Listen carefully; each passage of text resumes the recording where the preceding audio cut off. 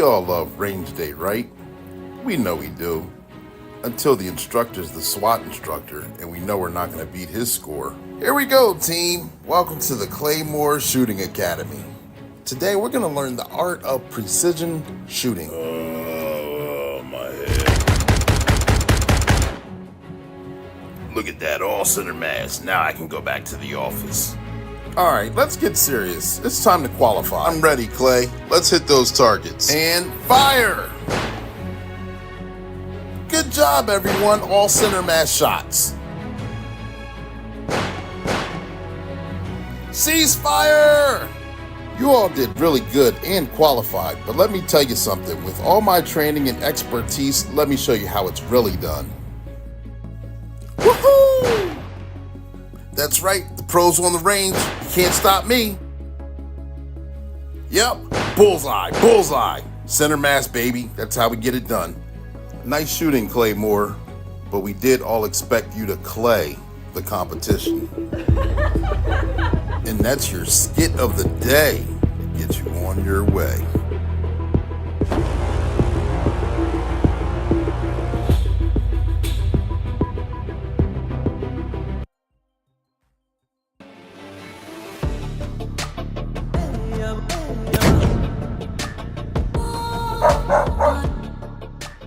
The caffeine clash. Seasoned officers prefer a warm cup of coffee, while newer officers prefer energy drinks.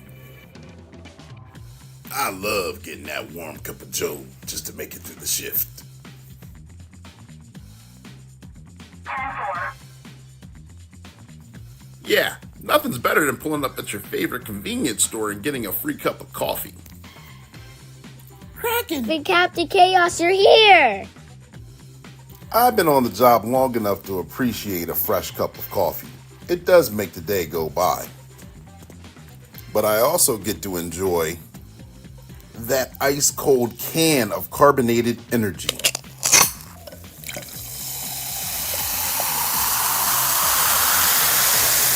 Well, would you look at that? One of the newer officers left a can on my desk. It's the new flavor. I guess they want me to give it a try. Why not? Attention shoppers, the new flavor of the coldest energy drink is now available. Woohoo! I've been waiting for this flavor all week. Unlike the others, Treacherous Tony and Chance Wilder prefer adult beverages. This is better than your last mix, Tony. Pretty good. But we see Rob Your Blind has other plans. I wonder what he's doing at this warehouse.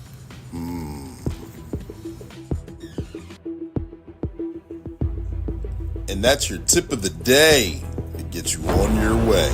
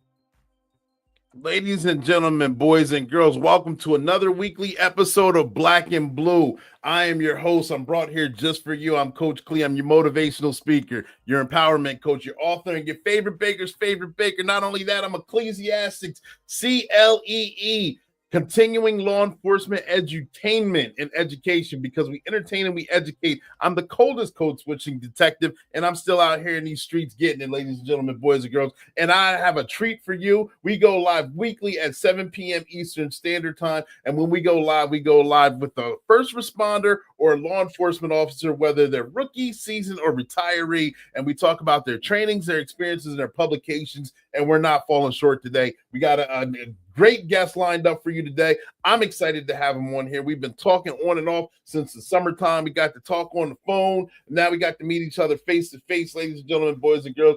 I can't wait till you guys hear his story, what got him into law enforcement, how his law enforcement career is, and how he's still affected by law enforcement and advice that he gives. But before we get into the show, you guys make sure you hit that like button. Make sure you hit that tag, like, and share button, because we're streaming on we're on 7 different platforms right now. We're on 4 on Facebook. We're on 1 on LinkedIn, and we're on 2 on YouTube right now. Is that 7? Looks more like 7. So therefore, make sure you guys tag, like, share, subscribe. And since we're streaming on 7 different platforms, I can't see who's all on here, and I want to know who's on here. So make sure you put your name and where you're from in the comment section, so we can get that to you. If you have a question, make sure you put that in the comment section as well, and we can answer that question and get that to you. All right. There's about a 5 to 10 second delay. I see that. There's about a 5 to 10 second delay. So by the time that we see something and the time that you post it, it may be about 5. We may be onto another topic, but we will get it. I see Austin Rhodes is on here. You spelled the code just wrong. I appreciate that. Guys, one code guy to another code guy. Appreciate you tuning in. Make sure you tag, like, and share. And if I haven't already said so, this podcast, is sponsored by One Way Publishing. One Way Publishing is a podcasting company that, for one, brought you those Sergeant Be Safe cartoons that you saw. They sponsor him, and he's got his whole crew. He's got his own YouTube channel. So if you haven't subscribed to that, make sure you subscribe to the Sergeant Be Safe YouTube channel. Check those skits out. Check those cartoons and videos and shorts out. He's got a whole slew of them up there. Make sure you do that. If you ever wanted to be a voiceover for Sergeant Be Safe, man, workwithclee.com. It's in the website. It's in the comment section scrolling below. I see Lisa's on here. Lisa, Wisconsin is on here. Thank you for tuning in. Let me get this banner correct. Up here, workwithclee.com is for One Way Publishing for the Sergeant Be Safe cartoon. So they also, One Way Publishing also sponsors this platform, Black and Blue, which we air weekly at 7 p.m. Eastern Standard Time. And also, it's a book publishing company. That's how I got to start. So if you ever wanted to write your own book like I did, you see a few of them behind me. A few of the clients are back there as well. If you ever wanted to write your own book, One Way Publishing is how to do that. Whether it's fiction, nonfiction, cookbook, health book, a know-it-all self-help, whatever you think, fantasy, fiction, whatever it may be, make sure you contact them. Their motto is they can turn a mere thought into a book that's bought. So if you ever thought about writing your own book, make sure you contact them. A few clients who've been featured on this show have written their own books or are in the process of doing so. If you ever wanted to be featured on this show as well, workwithclee.com, the website scrolling below is how you want to do that. All right, I think we got the announcements out of the way. Let me double check. This is also going to be uploaded on Spotify when we're done. So if you're not a subscription member for Spotify, make sure you guys take care of that at the end of this show. We're trying to make sure we get this information out there, because this information is our goal is to humanize the badge. This information is necessary. We want to put this information out to the mainstream, because the mainstream doesn't always like first responders and law enforcement officers.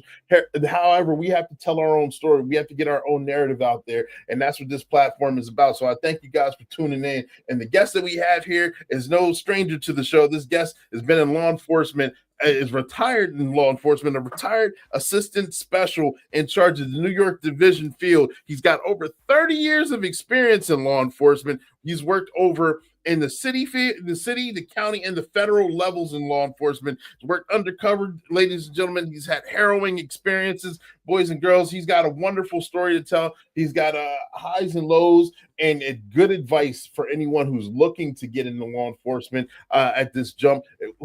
He's also got good advice for those who are already in it, those who are experiencing some highs and lows, some difficulties, and that there's life after retirement. Ladies and gentlemen, boys and girls, without further ado, let me get these pictures out here, because he sent me these pictures, and I got to share them with you because they're great pictures. They tell a great story, and we're going to bring our special guest to the stage right after this. Ladies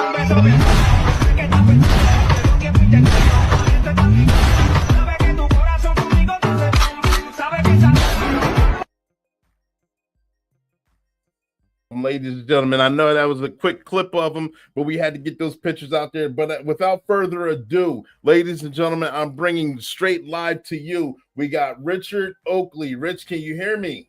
I can hear you, Clee. Perfect.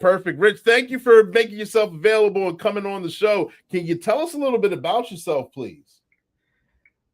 Did I start or Hmm? right now? What am I doing now? Oh yeah. Just tell us a little bit about yourself. Tell us how you got into law enforcement. We gave you the burning desire to come on to get into this field and things like that. I lost my dad when I was 13 years old, and there were a couple of police officers in my town, actually four, that kind of took me under their wing and actually became mentors. They were my inspiration to get into law enforcement. Okay. And of course, back then Dragnet was also had a little bit of an influence, and One Adam 12 and some of those other shows. But they were actually the inspiration for me to come on the job. Gotcha. We got Cornell, who's no stranger to this show and no stranger to law enforcement. Cornell Richard, OG status. Lisa Pertu has been on here. You guys have commented together. Hello, Rich. Thank you for your service. Absolutely. Yeah. Getting a couple shout outs in there early. But for one question I wanted to tackle with you is, I know a question that's been very important to you, near and dear to you. How important do you think law enforcement and community services from your experiences while on the job, and how important do you think it is right now in today's world? Wow. Yeah. I mean, I go back to the 60s, and I'll tell you, it was very important back then, very important. And it's even more so now today. I mean, get out there. I had a choice to either do radio car patrol or a foot patrol. I'd say, give me the foot patrol. And you get out there with the community, you get to know people get to know you. And actually, it helped me solve a lot of crimes too, because people trust you, they'll call you, and so yeah, it's very important to know to get to know that community. Yeah. And I remember when we were talking on the phone, you talk about going back to when you started in law enforcement. You remember the days of the call box. Can you tell us a little bit about how that worked, and how important the call box was, and how important it was to know your beat as well? So back then we didn't have walkie-talkies. So I remember when I got out of the academy, the first night I reported for duty, they handed you they said, "Here's your callback key." So and all around the city they had these little horns. So if the horn went off in your district, you knew that it's time to walk over to the little gray box that was on some wall somewhere on the side of a building, put your key in, pick up the handset, and that would go directly to dispatch. And then dispatch would tell you, walk to such and such a location, or a radio car was going to come and pick you up to go on a call, whatever. And so that was different. We didn't get walkie-talkies until about 72. We had no body armor like you see today. Oh, wow. All we had was a can of mace, handcuffs, a device called the Iron Claw. Yeah. That was a come along, and a nightstick. Wow. You said that you didn't get the walkie-talkie until 72? 72. 70. And so when did you officially join law enforcement? 67. Okay. So you had a few years on where you just knew with the call box itself, or just handling things on your own. Well, the good thing about it, though, I was telling some guys not long ago, was the fact that it forced you to de-escalate. Oh yeah. Right? Because I mean, you didn't have anything out there except your mouth, Mm. and to learn to de-escalate, that really was a big help. Yeah, yeah. I can understand that. I can agree as well. Got Lisa Jordan out there. Shout out to my awesome friend and brother Rich and Lisa Purtue again. It's important to work with the community. Great point, Rich. Something we need to do more so today. More of Yeah, today. Absolutely. absolutely. Good to see you, Rich, from Jeremy McBroom. Hey, Jeff. Thank you guys for tuning in. Yeah. So tell us a little bit about what are some of the good and bad experiences that you had while working on and patrol? Some of your initial experiences. Um, well, back then, uh, we police a police officer wasn't very well liked, right? And to Mm, give you an example, when the newspaper story broke that I was going to become a police officer, uh-huh. one of my aunts called me up and said, "Why do you want to do that? I'd rather see you be a garbage man." Oh wow. I was like, "Okay." uh, yeah, and so we rode one man car for most of the time. Mm. Uh, uh, we had no air conditioning in the car, vinyl seats, Ooh. no good time radio, right? So in the summertime, when you came out off a shift, I mean, you were drenched. You know, I believe it. we had to go in, type out your report. You know, sometimes you had to stand in line because they didn't have that many typewriters. Uh, but your reports had to be finished before you left went home that night or day. Oh wow. Yeah, and you go from call to call to call. Mhm. It was interesting. And Yeah. I know because I didn't grow up in the city that I was policing in. I remember my first call on the radio car. It said, "Go to such and such a location," and I had to pull over and get this map out, man. And like,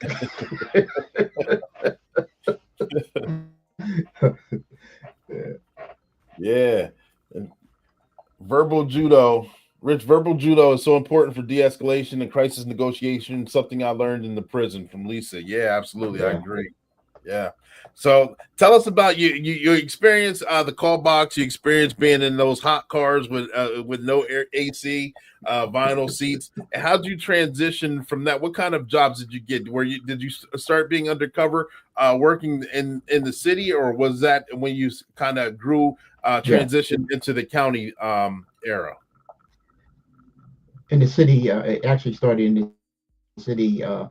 They had me do a couple of penetrations in the. We had a Black Panther group not far Okay. from the city, so they had me penetrate that. So that picture Mhm. with me with all that big hair, Oh that was yeah. that was that was part of it. And uh, but I think uh, I remember I was 6 months out of the academy, Hmm. and the sergeant in the narcotics squad said to me one day, he said, "Hey, I know you want to be in narcotics, right?" I said, "Yeah." He said, "Well, while you're on patrol, start making some narcotic arrests." Hmm. So I started doing that. And one day he calls me on the radio and he says, "I want you to meet me over at uh, uh, uh, Willie's bar." So I go over there. He's got four people lined up on the sidewalk, and he says, "You see these people? Wherever you see them, stop them and ask them what they're doing." Now back then, if you were convicted narcotic offender, you had to carry a card, right? Okay. So June 14th, I was working the 0600, 0600 to 2 p.m. or Hmm. 1400. I got off duty. I went home, took off my gun belt, Hmm. uniform shirt. All I had on was a t-shirt, uniform pants, and my boots. Uh-huh. And I remembered I forgot something at the store, so I jumped in my 65 Mustang and I'm going out of my neighborhood apartment complex. And three of the four people are standing at in my apartment complex. So I pulled my Mustang over and I said, I get out of the car, "Hey, what are you guys doing here?" Two of them pulled out pistols. Oh wow. I had no, right, pulled out pistols, forced me in my car. They got in the car. There was one driving, one passenger, one sitting in the back with me. My nightstick was in the car. They was smacking me around with that a little bit. And Wow. the first thing the guy said to me when they pulled the guns out, you should have mind your own business, right? So now I'm in. I don't know what's going on now, right? Mm-hmm. So as we're driving out of my complex, one of them turns on the radio, and that's when I learned that they had just performed an armed robbery, and they were waiting for their getaway vehicle to show up and pick them up. And Wow. And you showed I up instead. showed up instead, yeah. And so they drove out of New Brunswick. We went down into the Trenton area, and we Mm-hmm. worked our way around till we finally got into New York City, West End, 72nd Street, where they jumped out of the car. They pulled over, jumped out of the car, and just took off. Right. Mm-hmm. I sat there numb. I mean, it was like, wow, Yeah, I because the whole bet. time they're talking about killing me, and then Mm-hmm. I'm saying, why didn't they do it? Right.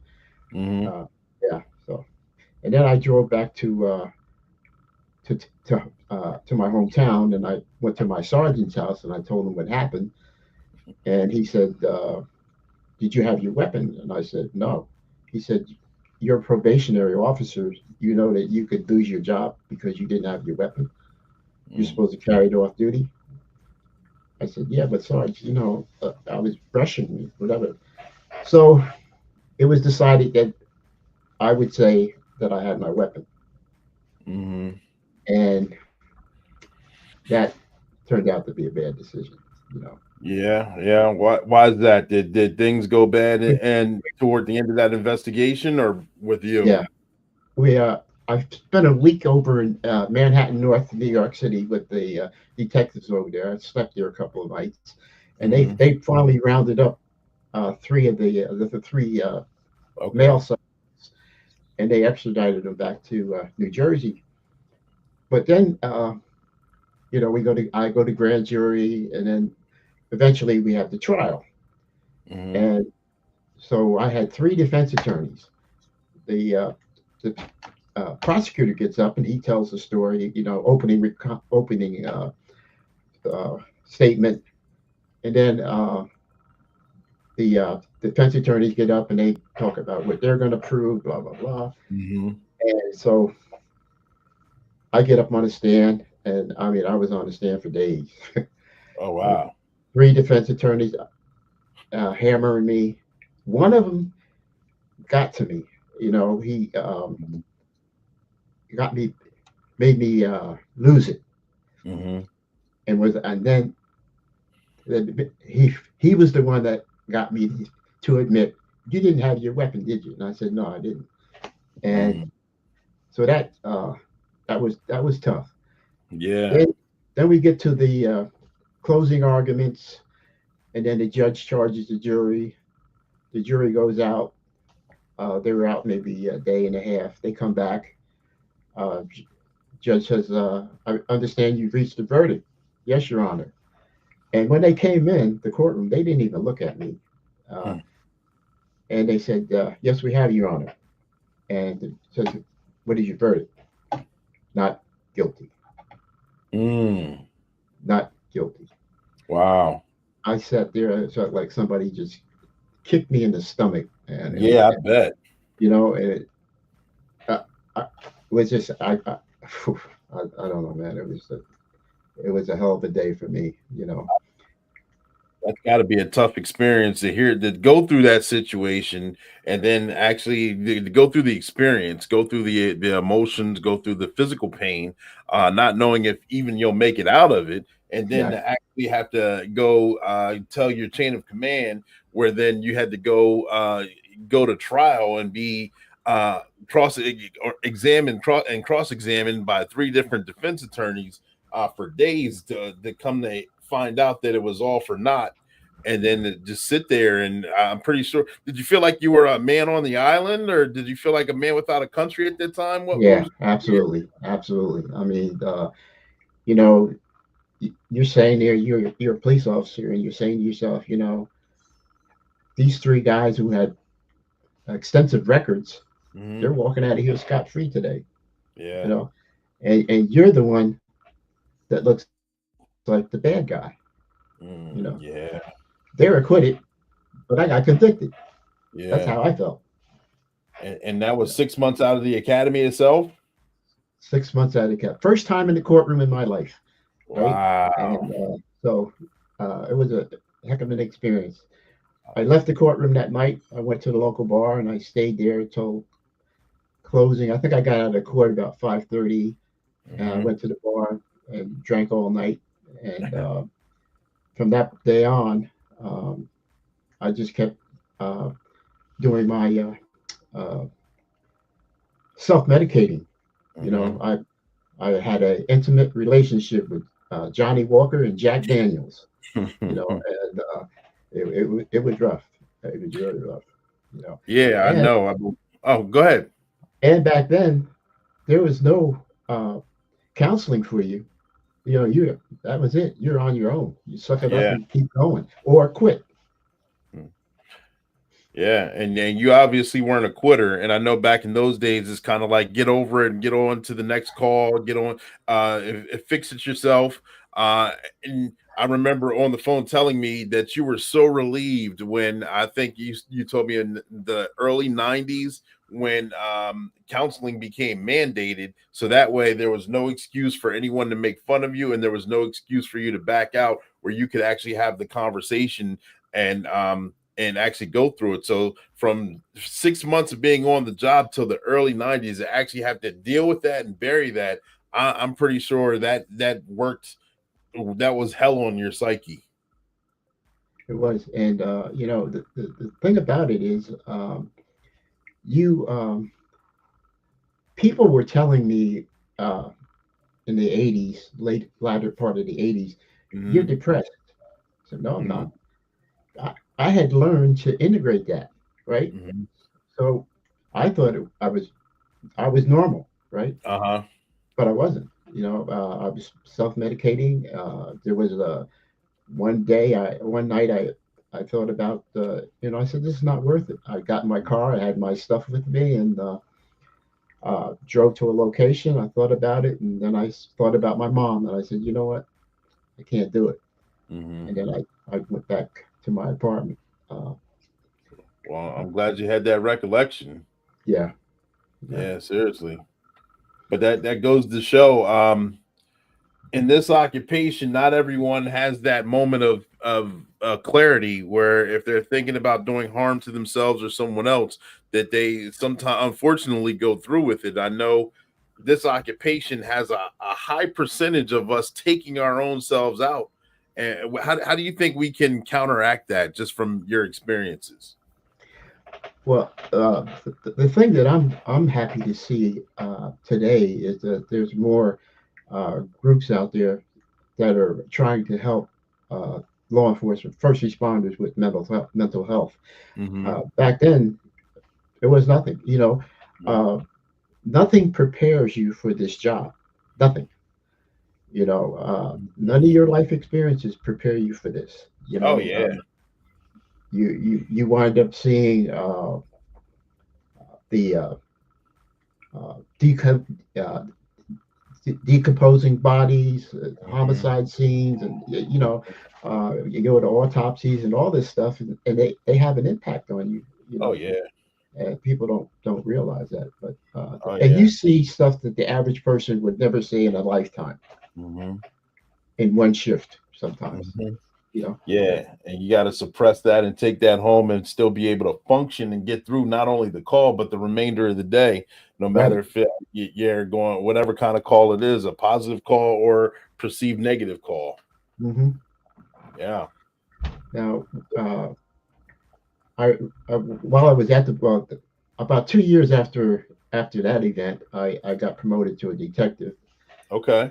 and then a two guys from Union County Prosecutor's Office came down to the office to the headquarters and said, "We need a black guy to work undercover, and we understand you got a guy that does that." So they said, "Yeah," and they introduced me to him, and they said, "Could we use him?" So the chief said, "Well, talk to him. If he wants to do it, he can do it." So Mm-hmm. I went with them for a couple of months, did some undercover work for them.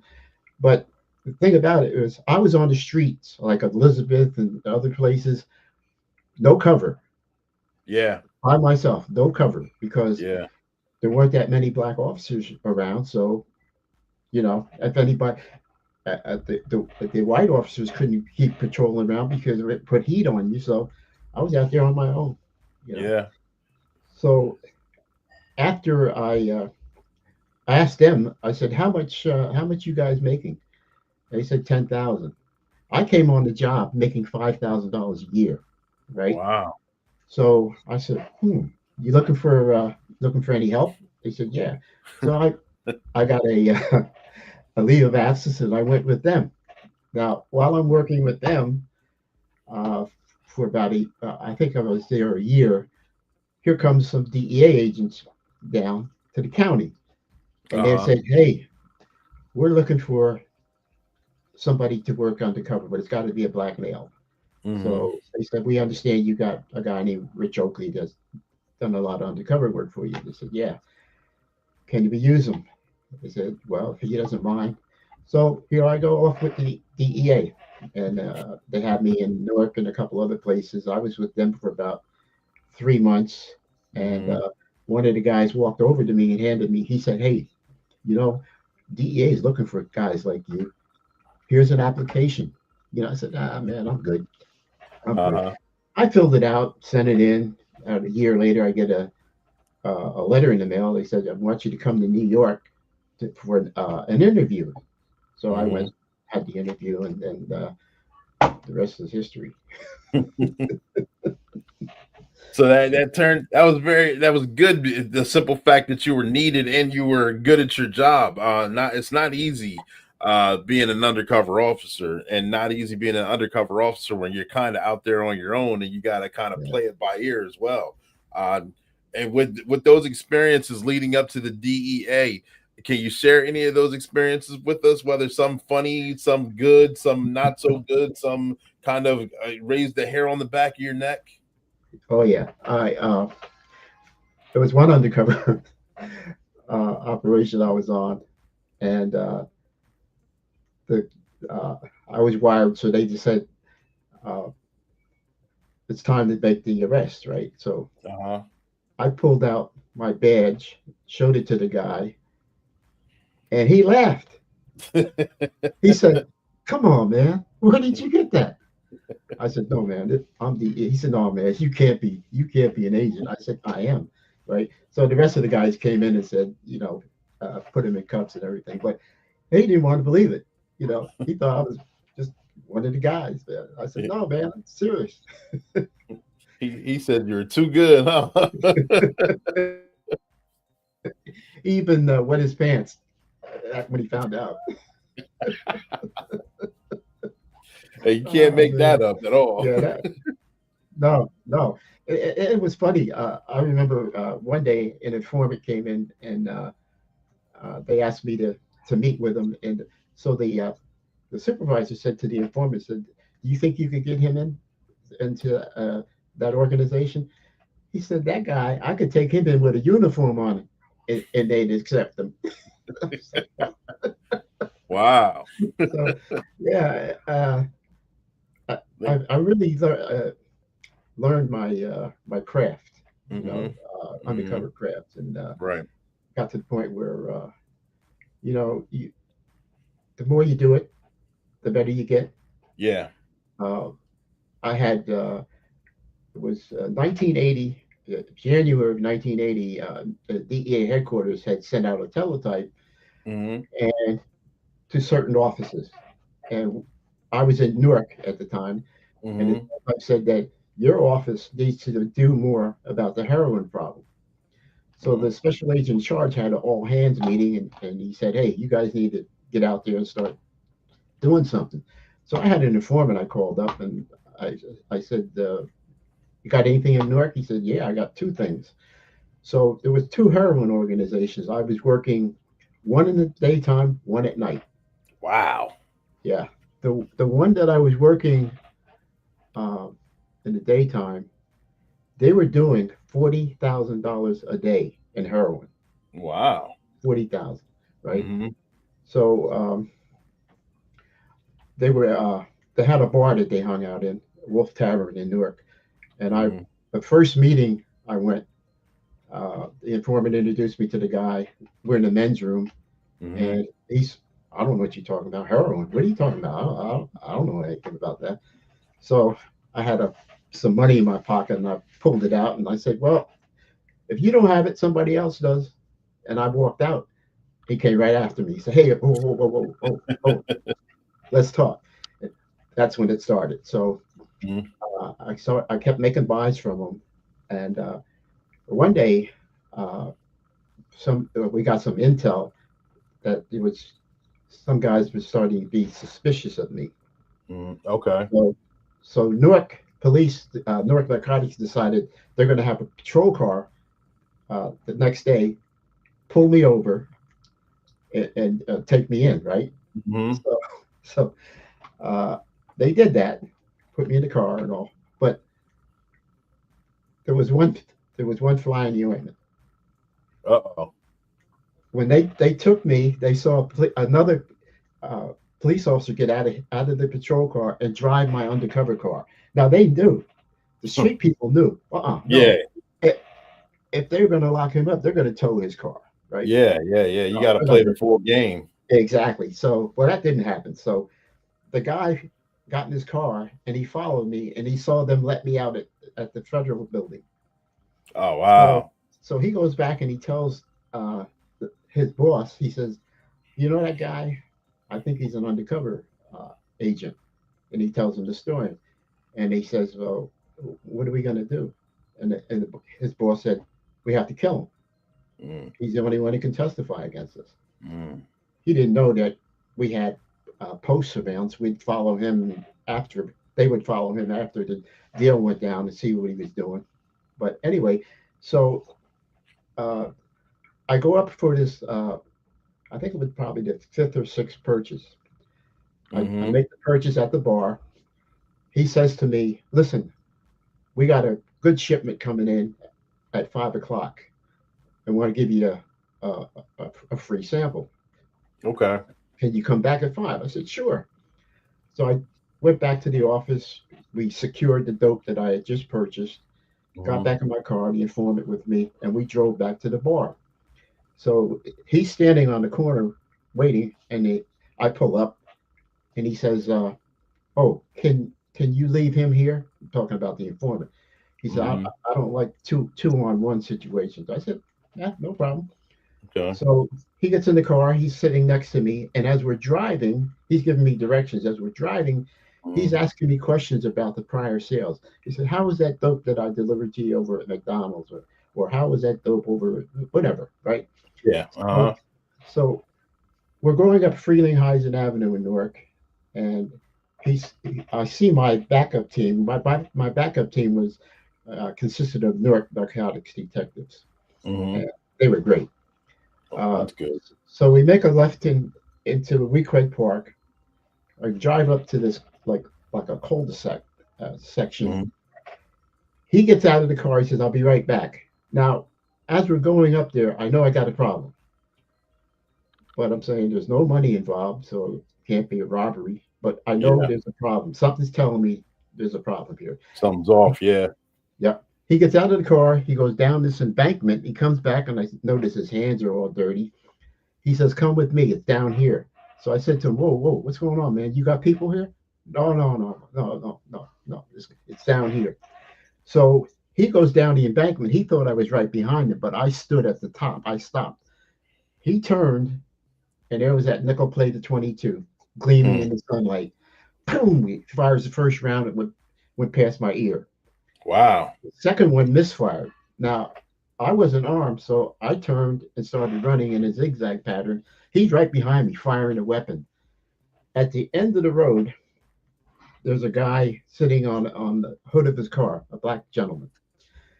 He says, "Are they shooting at you?" I said, "Yes." He said, "Get in my car." So I jump in his car, and then he reaches over in the back seat, and I grabbed his arm because I thought I went from the frying pan into the fire, right? And he said, "Oh no, no, I want to give you some water." And then, where do you want to go? And I told him what precinct to take me to. Mm-hmm. So uh, we get there, then the manhunt starts later on. We finally apprehend the kid, but the guy. But comes to find out, the guy that asked me if they were shooting at me and get in my car was a local minister. Oh wow. Local minister. He said the night before, he said the Lord kept saying to him, "Go to Weequahic Park. Hmm. Go to Weequahic Park." And he said, "Lord, I don't know why you're sending me there, but I'll do it."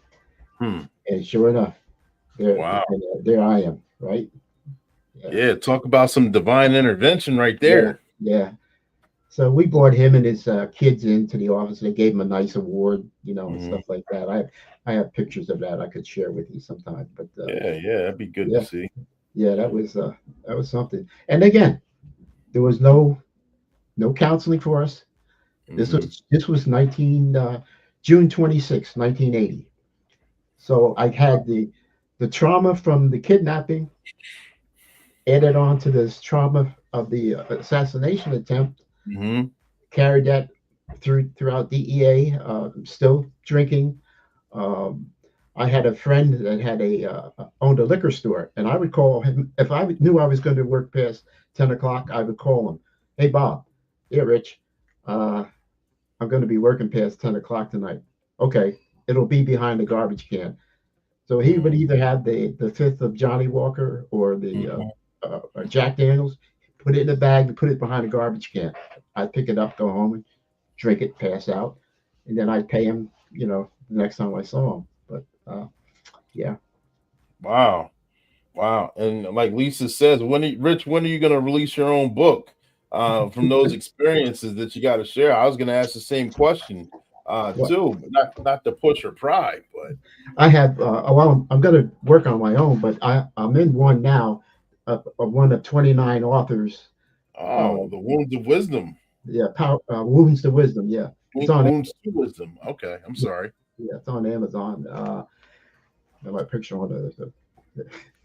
But yeah, but I'm working on my own. In fact, I'm going to reach out to you at some point too about that. Oh, yeah. We're Yeah, definitely going uh, to make that happen. Absolutely.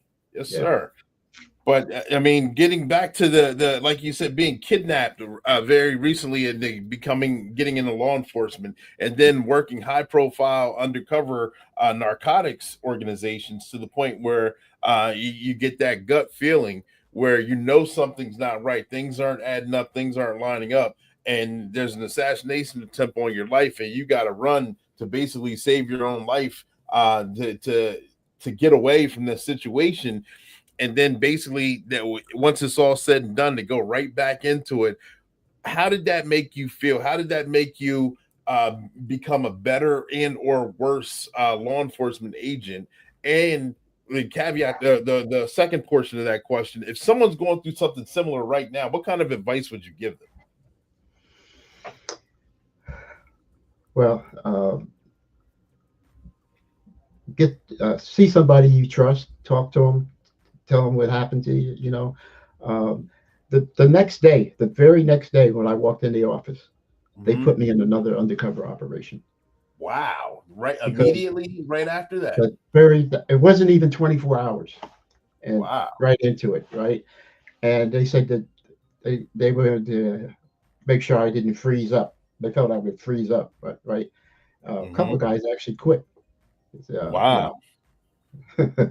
But yeah, very next day, right into Man, I undercover. can imagine that. Then, I mean, you didn't even get time to decompress or process that whole experience the day before. No. So 1985, I think it was, DEA decided to form what they call the trauma team, right? Hmm. So the concept was that whenever there was a shooting uh, involving DEA families and stuff like that, they would dispatch you to the scene, Hmm. right? So the training was a couple of weeks, and the first during this first week, they were showing us movies. One movie was To Live and Die in L.A., and Mm-hmm. one was The Onion Field. But they Mm. didn't show you the entire movie. They just wanted to. They took excerpts to show police reactions to trauma, right? Mm-hmm. So when they showed The Onion Field, when they turned the lights on, the psychiatrist looked over and said, "Rich, what happened?" I was soaking wet. Mm. I said, "That reminded me of something that happened to me." And he Mm. said, "What happened?" And I told him about the kidnapping. And he said, "Wow." He said, "Can we have dinner tonight?" And Mm. I said, "Sure." And he said, "You're depressed." I said, "I'm good, man." He said, "No, no." He said, "No, you carried a lot of stuff, man. You need to get some help." Yeah. So it was finally in 1991 when DEA had clinicians. I had a girl clinician come in from Philadelphia, and I met with her 6:30 in the morning, and Mm. she she was good. Mm. Went over my from my childhood, the whole bit. Uh-huh. Mm-hmm. She said to me at the end of the first session, she said, "Rich Oakley, you're a good man," and I lost it. Wow. And she said, "What brought that on?" I said, "I haven't heard that in years." Right. Yeah. Yeah. So so we had the trauma team. It was a peer review, a peer Mm-hmm. selection process. My Mm-hmm. office selected me to go. So I went from representing the Newark division. And while I was with that trauma team, I was deployed 4 times. Oh Uh, wow. one, the first time I was in San Francisco as a supervisor, and we had 2 agents killed in L.A. They dispatched me there. And ASAC walks in the office and says to me, "Rich, you're not going to have time to go home, do anything. Somebody's going to take you to the airport. You need to get to LA now." So Wow. they to Newark Airport, got on the plane, got to LA, but it was dark. 2 agents in LA were there waiting for me, took me to the office. I walk in, and people are just all over the place. Agents on the floor crying. Mm-hmm. The special agent in charge of the office, he was walking around his office like a caged animal. Mm-hmm. He said, "Oh, Rich, thank God you're here, man. Everybody's over in Pasadena at one of at the Hilton." So the Mm-hmm. agents drove me over there, and that's where all the people involved in that shooting event. It was just a rip. It was Thai nationals, and one of the guys that got killed had just came back from Bangkok, and Mm. he was thinking about retiring the next year. Wow. This case was sitting on the shelf, and they wanted to breathe some life into it. So they had him make some calls, and he spoke Thai, so he was a natural for it. But it was really sad. It was really sad. Yeah. Then the other two were uh, murder suicide. I had three chemists that worked together. Uh, they were going out together. They broke up, and then one of the other guys decided he wanted to go out with her, Mm-hmm. and so the one that she originally broke up with still had a key to the apartment. He goes in the apartment one night, sees them sleeping, shoots the both of them, and then pulls a weapon on himself. And Wow. yeah, so that was. But that's when they made mandatory. You had to Mm. go to counseling if you were involved in any kind of traumatic event. Mm-hmm. So that took the stigma away. Yeah. Yeah. And since counseling, how many years did you remain on the job after 1991? I retired in '96, Okay. 1996, and wasn't it, it wasn't under my own terms, right? Mhm. What happened was, and this is where the term Jurassic Narc comes in. I was Uh, gonna get yeah. Mm-hmm. so what they were trying to do, they were trying to weed out the older guys, the guys that had been on the job. I mean, I entered on DEA 1 year after it was organized. So uh, a reporter in Dallas, I forget the name of the newspaper, she wrote an article about it, and it was about all the experience that DEA was kicking out the door. The way they were doing it was it would transfer. They transfer you. They Okay. would say, okay, you're going to go to whatever, and you're going to Mm-hmm. go here. So now I'm the executive secretary of the career board at the time. Mm-hmm. So I'm sitting there, and one day they say to me, Rich, could you step outside for a minute? I said, oh, this is not going to be good. Yeah. So, and then I come back in when they told me to come back in. Said, well, we're going to send you to San Francisco as the ASAC out there, Assistant Special Agent in Charge. Okay. So one of the they had Special Agent in Charge members on the career board. Mm-hmm. So one of them said, "Hey, he just lost his brother in February, right? His mom's not handling it well. She's in New Jersey, and you're going to send him to back to San Francisco." So then they decided, okay, well, we're going to send him to New York. Mm. So I was the special assistant special agent in charge designee to go to New York, right? Mm-hmm. So I went down to the personnel office the next day and I went to see the guy and I said to him, uh, run me some numbers. So he did. And he said, if you stay to the maximum amount of time you can, in federal law enforcement, you have to be out at 57, you Mm. know. Mm-hmm. So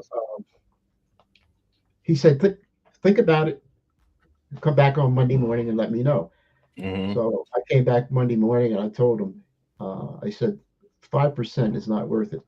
You know, Mm-hmm.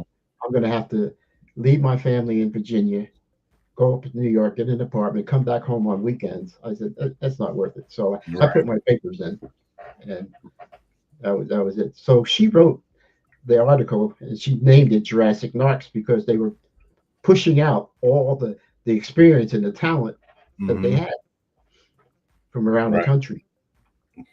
Gotcha. Kind of, yeah, pushing it out so they can get newer guys in with the fresher perspectives and pay them at a lower wage. That therefore, a business aspect, you got new guys and who can get the training quickly, or so Right. it's thought, and they save money on the top end because you can bring them in at a lower wage. Yes. Yeah. Yes. Yeah. Wow. So you kind of got out of law enforcement not on your own terms, but due to circumstances. But all in all, the highs and lows. Do you believe that you've had a good run at the career? Yeah. I mean, I had positions in DEA that I never dreamed of, Mhm. never asked for. Uh, Okay. like I was the special assistant to the new administrator when he came in, and they Okay. called me up and we want you to be the special assistant to the new administrator. I said, no, I'm good where I'm at. No, no, you don't understand. you, you're going. Because he was a former superintendent of the New York State Police, so they figured me with the law enforcement background, we would hit it off. So Gotcha. went up there and worked with him for about 15 months, and Hmm. yeah. So and then I did training. I was a training coordinator in Newark, uh, Hmm. and I was a trauma team member, career board secretary. Yeah, I had a lot of pretty good jobs. You know, Gotcha. uh, And folk going back on some of the actual incidents and experiences that kind of burdened you and gave you a little bit of stress. Do you believe that you've gotten over those experiences? And if so, how were you able to overcome the trauma, and the experience of actually going through being kidnapped and the assassination attempt? that's a good question. Um, 2 years ago, uh, I met, I befriended Sarah Carell on LinkedIn. She runs a platform called, uh, uh, where, oh my gosh, come on, um, Power of Our Story, right? Okay. Mm-hmm. So she invited me to come on there, so I sat. I went through a few sessions, and I'd watched people tell their stories, and then finally I decided to tell mine. Mm-hmm. And it was the first time that I actually told the Wow. story of the kidnapping, the assassination, and all that stuff, and it was Mm-hmm. very emotional. I bet. But it gave me some relief, Mm-hmm. and and so uh, and I realized that but you can relate to this when you're in law enforcement. You don't telling your story to us is like you don't want to be a brag. I'm not bragging, Yeah. Yeah. but Yeah. it's therapeutic, you know. Yeah. Very much. Yeah. It is, and so that was a big help for me. Mm-hmm. And then Sheepdog Impact Assistance asked me to do a podcast with them. I did that for them and Okay. a couple others, but yeah. And now I'm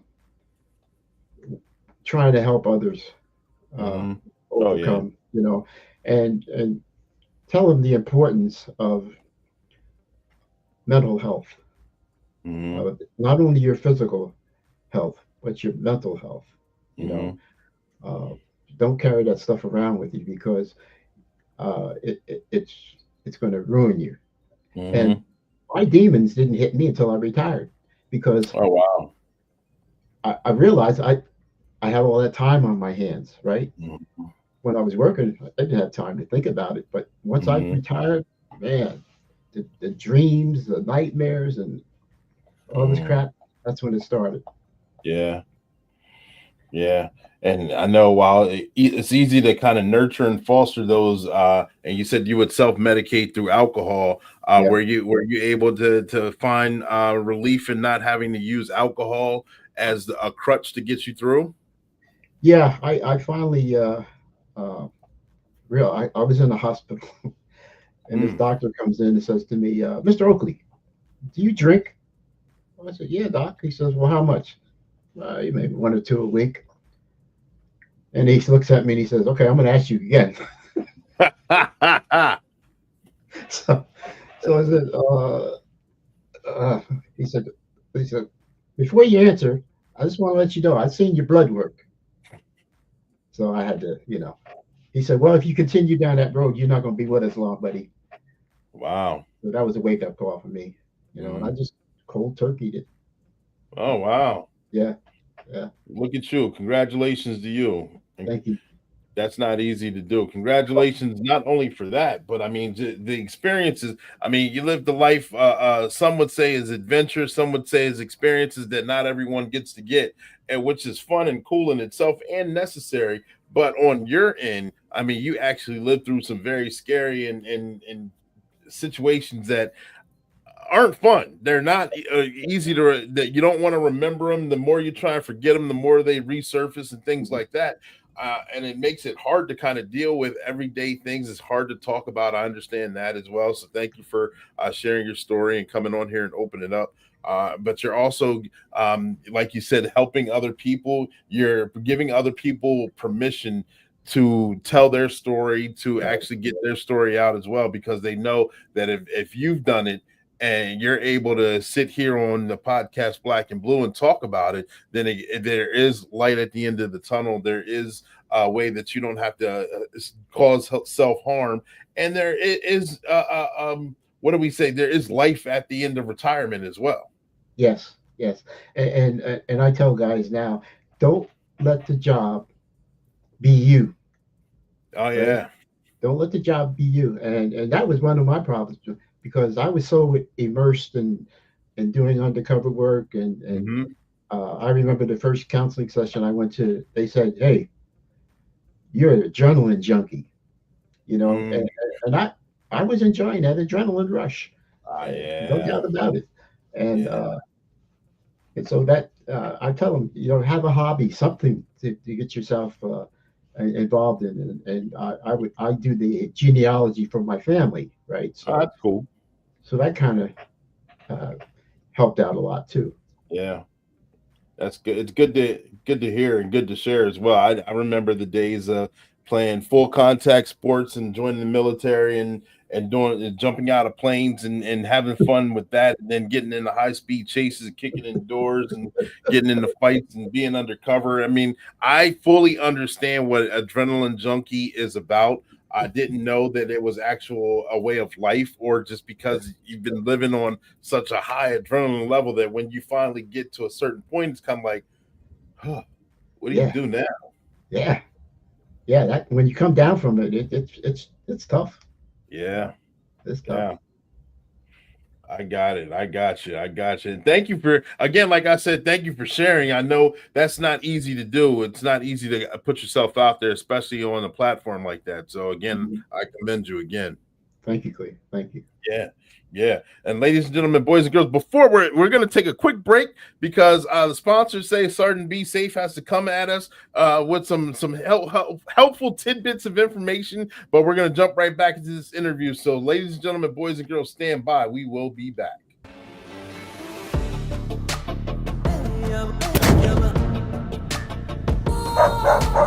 Ooh. The other day I saw a warehouse we could take. Chance Wilder, is there a wild chance you can hack into it so we can get inside? We see undercover officer Stella Stiletto in her undercover role as Sapphire Steel. She uses this opportunity to sneak out of the hideout, get in her car, drive way across town, so she can quickly arrive at the location where she needs to go, change her clothes from undercover officer Sapphire Steel, and get into her uniform and become the new recruit officer Stella Stiletto, and rush back to the police department so she can get this message back to Sergeant Be Safe and the crew. This has got to be exhausting.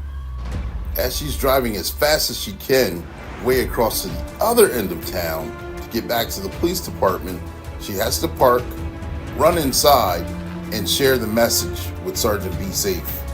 The entire crew have other cases going on, so she has to get the bullhorn and yell at them to let them know that there's a burglary that's about to happen. Make sure you guys tune in to future episodes. And that's your tip of the day to get you on your way.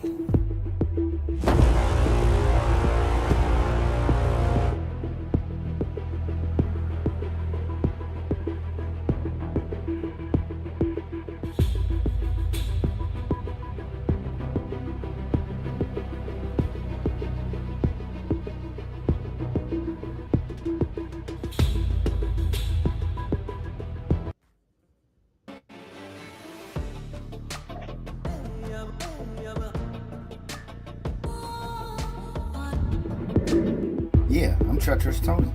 I deal illegal drugs and pills. My new friends Rob You Blind and Chance Wilder brought me into their crew. Ooh. Rob You Blind here. And I'm here to cause total chaos.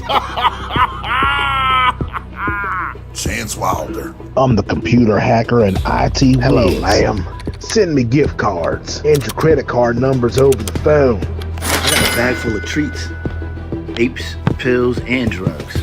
I can't believe people leave their car doors unlocked. I found credit cards, debit cards, and social security cards. It's like stealing candy from a baby. Ooh. It's all fun and games until you have to be held accountable for your actions.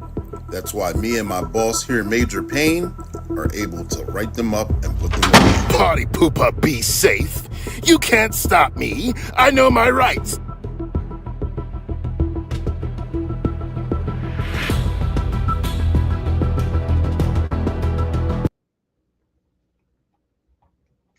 There we go. The bad guys and Sergeant Be Safe. You guys have been introduced to them. I hope you guys like those short skits.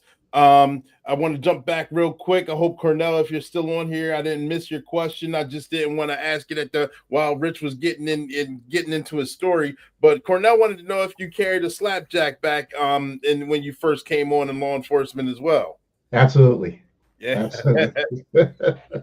I got to see one of those when I first started with my first small town department. I was a new rookie, and the guy who I guess you would call my FTO, even though there was no real FTO program at that department then, he was a retired chief.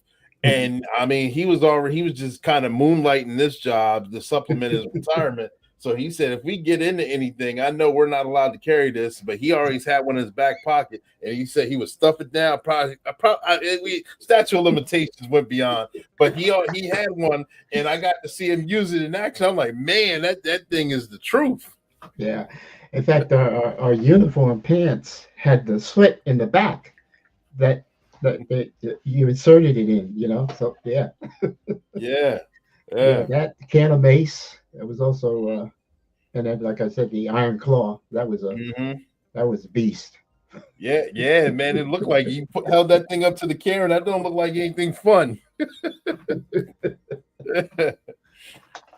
But Lisa, mental health matters. She posted on there as well as, and also Rich, being a former correctional officer and working in addiction treatment services as a counselor, understanding the journey of healing for others is amazing. She thanks you and commends you. Thank you very much. Thank you, Lisa. Yeah. So, Rich, through the course of conversation, I know you've been talking and I've been asking some questions. If there's anything that I forgot to ask, or if there's anything that you would like to share with us right now, because you can please go ahead and put that out there right now. The floor is yours. Okay. Yeah, the other thing that I realize now that is important too is to be able to share with your family as much as you can. I mean, certain segments of my undercover operation I couldn't share with my family, but the night that I did I told my story on The Power of Our Story, I sent that video to my daughters, and they said, "Wow, Dad, now we understand." At the time they didn't understand whether I was mad at them, or Dad comes home, he's quiet, he just sits in a corner or whatever. But to be able to share that with them as much as you can, because it's good, to foster that family. And I tell people, after it's all said and done, the family's there. Everybody else is gone. You retire, you might hear from some people occasionally, and then as the years go by, they drop off, and you're out there on your own, except your family. Yeah. Yeah. Yeah, thank you for sharing that. That's a huge wake up call for a lot, and it makes sense as well. I know, at least for going through experiences, again, you own them, you suppress them. When you have kids, sometimes they're young, they don't understand the world that you know. So to be able to share those experiences and get that out is important and necessary, because at a certain point, I'm pretty sure the kids were like, why are you not, you're not social? Why are you being by yourself? Why don't you like to talk about work? And I mean, anyone in this field, you don't like to, when you're home, you just want to be off sometimes. You don't want to talk, you don't want to relive the situation by talking about it. You don't feel like having to explain what led up to this, just to explain the story. Sometimes you just want to, it's easier just to, day was good and just be done with it. And so therefore it does matter to actually have those conversations. So when the time comes, it's like, wow, Dad's out here being a superhero and he's coming home. He just needs time to decompress. And now I get it. Now I know how the world works. You actually did your best to make the world a better place. Yeah. Yeah. And, it's funny because I often thought about it. I said, my daughters used to see the grizzly bear come home, and now they see the Care Bear.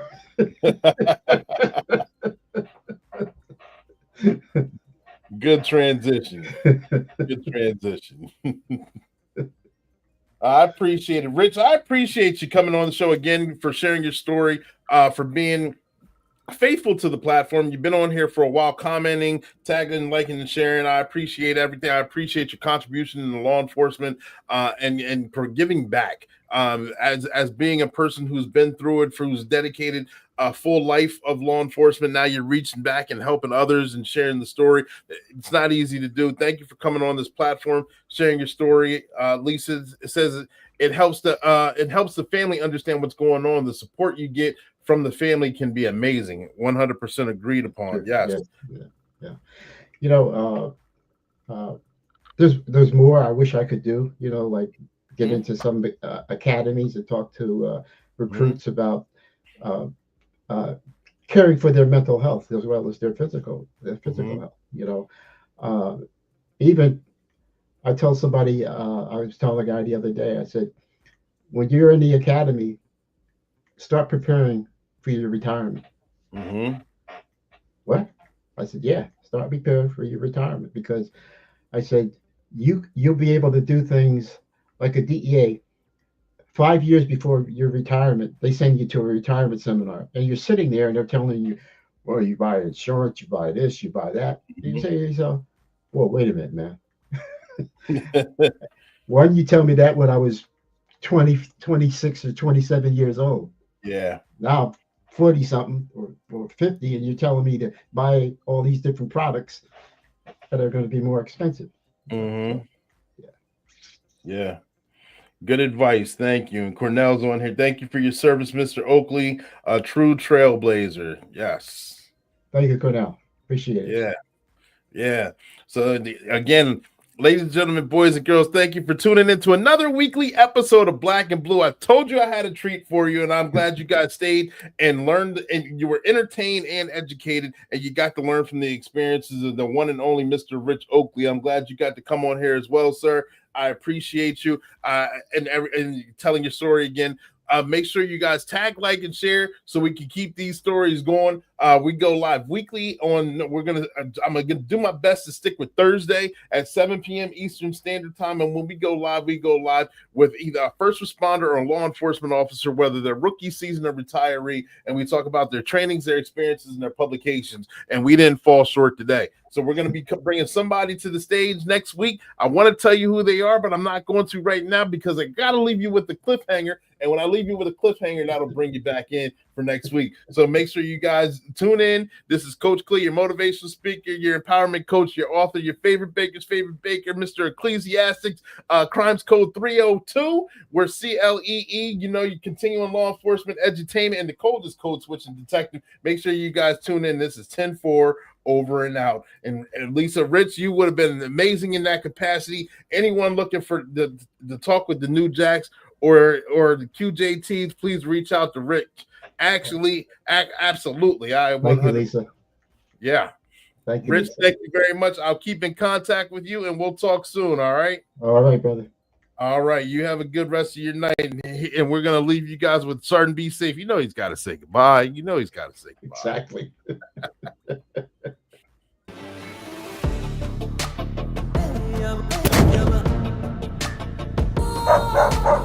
Ooh.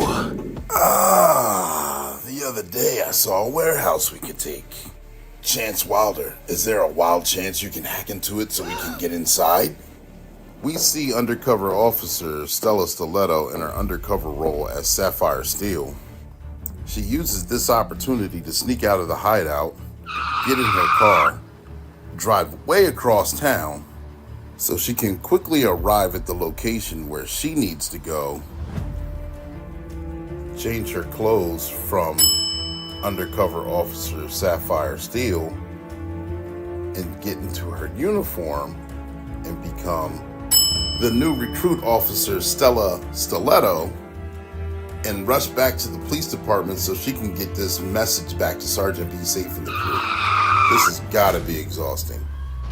As she's driving as fast as she can way across to the other end of town to get back to the police department, she has to park, run inside, and share the message with Sergeant Be Safe. The entire crew have other cases going on, so she has to get the bullhorn and yell at them to let them know that there's a burglary that's about to happen. Make sure you guys tune in to future episodes. And that's your tip of the day to get you on your way.